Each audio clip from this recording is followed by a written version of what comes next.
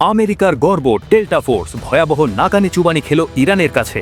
অভিযানে ডেল্টা ফোর্সকে ফেলে যেতে হয় হেলিকপ্টার, অস্ত্র, মানচিত্র এবং নিহত সহকর্মীদের মরদেহ। ভেনেজুয়েলায় সফল অভিযানের পর আবারও আলোচনায় যুক্তরাষ্ট্রের অভিজাত সামরিক ইউনিট ডেল্টা ফোর্স। চলতি মাসের শুরুতে ভেনেজুয়েলার রাজধানী কারাকাসে বিশেষ অভিযান চালায় তারা। এটিকে যুক্তরাষ্ট্রের অন্যতম ঝুঁকিপূর্ণ অভিযান বলা হচ্ছে।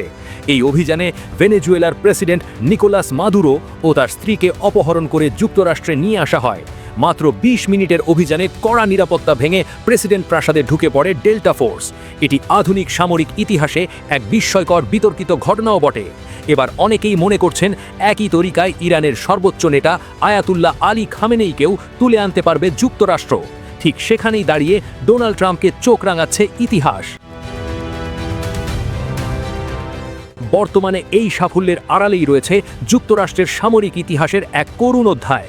আজ থেকে প্রায় ৪ দশক আগে ইরানের মরুভূমিতে একই ডেল্টা ফোর্সের জন্য রচিত হয়েছিল ভয়াবহ বিপর্যয়কর পরিণতি, যা এখনও সামরিক বিশ্লেষকদের কাছে এক বড় শিক্ষা, ভয়াবহ ব্যর্থতার উদাহরণ। ১৯৭৯ সালে ইরানে ইসলামী বিপ্লবের পর তেহরানে যুক্তরাষ্ট্রের দূতাবাস দখল করে নেয় বিপ্লবী ছাত্ররা। ওই সময় ৫২ জন মার্কিন কূটনৈতিক ও কর্মীকে জিম্মি করা হয়। দীর্ঘ কয়েক মাস কূটনৈতিক প্রচেষ্টা চালিয়েও তাদের মুক্ত করতে ব্যর্থ হয় যুক্তরাষ্ট্র। এতে তৎকালীন প্রেসিডেন্ট জিমি কার্টারের ওপর রাজনৈতিক চাপ চরমে পৌঁছায়। শেষ পর্যন্ত ১৯৮০ সালের এপ্রিলে প্রেসিডেন্ট কার্টার গোপন সামরিক অভিযানের অনুমোদন দেন। অভিযানের নাম ছিল অপারেশন ইগল ক্ল। এই অভিযানের দায়িত্ব দেওয়া হয় যুক্তরাষ্ট্রের সবচেয়ে প্রশিক্ষিত ও দুর্ধর্ষ ইউনিট ডেল্টা ফোর্সকে।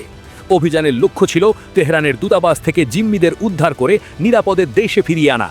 পরিকল্পনা অনুযায়ী হেলিকপ্টার ও C-130 পরিবহন বিমানের মাধ্যমে ইরানের ভেতরে প্রবেশ করার কথা ছিল ডেল্টা ফোর্সের। ইরানের মরুভূমির একটি গোপন স্থানে ডেজার্ট 1 নামে পরিচিত এলাকায় প্রথম ধাপে মিলিত হওয়ার কথা ছিল বাহিনীগুলোর। কিন্তু শুরু থেকেই অভিযানে দেখা দেয় একের পর এক সমস্যা।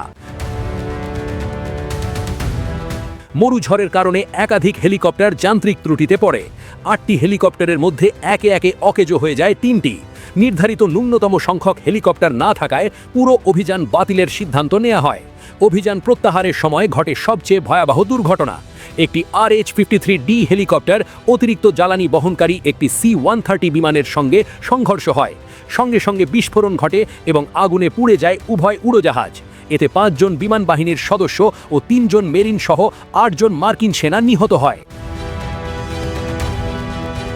ব্যর্থ ওই অভিযানে ডেল্টা ফোর্সকে ফেলে যেতে হয় হেলিকপ্টার, অস্ত্র, মানচিত্র এবং নিহত সহকর্মীদের মরদেহ।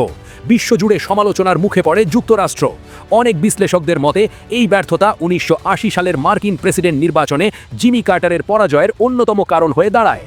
ইরানের তৎকালীন নেতা আয়াতুল্লাহ খোমেনি এই ঘটনাকে আল্লাহ প্রদত্ত শাস্তি হিসেবে আখ্যা দেন।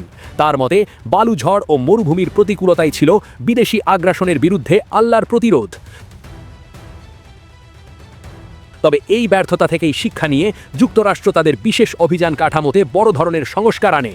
পরবর্তীতে গঠন করা হয় যুক্তরাষ্ট্র স্পেশাল অপারেশনস কমান্ড। দীর্ঘ ৪৪৪ দিন পর ১৯৮১ সালের ২০ জানুয়ারি রোনাল্ড রিগানের শপথ গ্রহণের দিন ইরানের সেই জিম্মি সংকটের অবসান ঘটে। সামরিক ইতিহাসে অপারেশন ইগল ক্ল আজও রয়ে গেছে ডেল্টা ফোর্সের সবচেয়ে ব্যর্থতম কিন্তু শিক্ষণীয় অধ্যায় হিসেবে।